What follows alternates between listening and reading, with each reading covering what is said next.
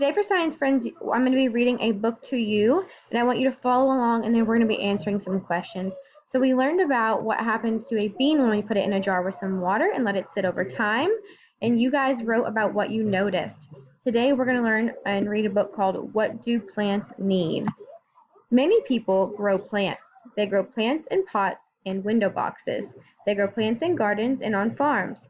Farmers grow plants to sell. They know the basic needs of plants.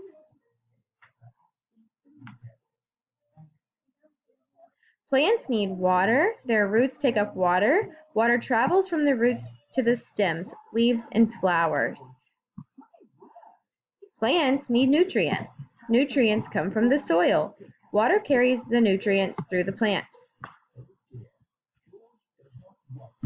Plants need space. Roots need space to grow. Crowded roots can't get enough water and nutrients. Crowded leaves can't get enough light. Does this plant have what it needs to grow?